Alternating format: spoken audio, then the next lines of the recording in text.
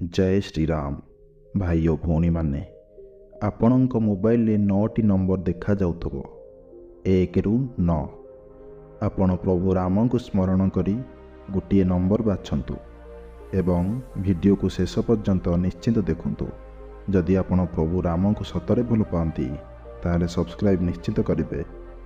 तेबे चलंतु जानिबा जदि आपण नंबर 1 को चयन करिसंती तेबे आपण जने स्वतंत्र प्रिय व्यक्ति।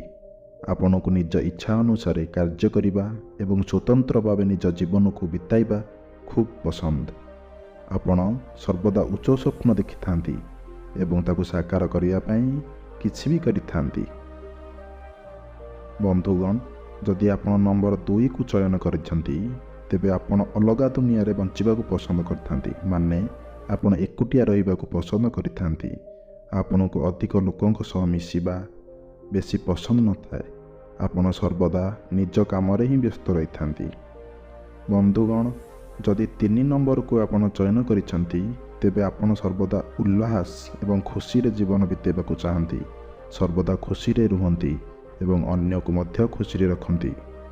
निजर एक स्वतंत्र परिचय को सृष्टि करने को चाहिए एवं सफल मध्य होती। बंधुगण जदि आपण 4 नंबर को चयन करिसंती तेबे आपण जने शांत स्वभावर व्यक्ति एवं आपण बहुत आकर्षणीय मध्य। आपणक व्यवहार एवं कथा कहबार शैली समस्त को बहुत पसंद होता है। आपण जदि 5 नंबर को बाछिसंती तेबे आपण सबु काम जोश एवं खुशी रे करिथांती। सेथिपई आपण निज लाइफ रे केबे भी बोर हुअंती नहीं। आपण सर्वदा खुशी रे रहिथांती। बंधुगण जदि आपण 6 नंबर को चयन करुछंती तेबे आपण बहुत बुद्धिमान होइथांती। आपण माने सबु परिस्थिति रे बहुत भल भाव रे ग्रहण करी समस्यार समाधान करिथांती।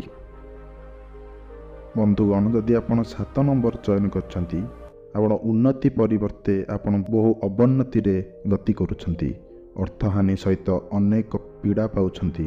तेणु आपण जने ब्राह्मण को भोजन दियंतु एवं ता सहित छोट छोट पिल्ला को खाइबा को मध्य दियंतु। या द्वारा आपणकर भल समय आसीबो।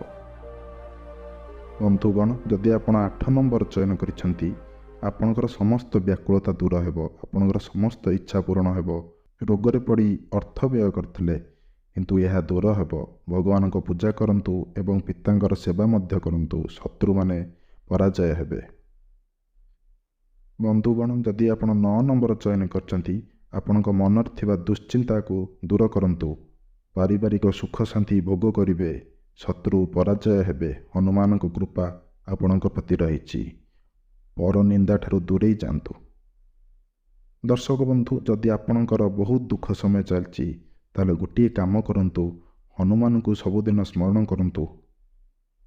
कारण हनुमान चालीसा रे कुहा जाइछि संकट कटई मिटई सब पीरा जो सुमिरौ हनुमत बल बीरा। आउ सबुदिन हनुमान चालीसा पाठ करंतु। दर्शक बंधु पुणी देखा हेबा अन्य एक वीडियो रे। नमस्कार।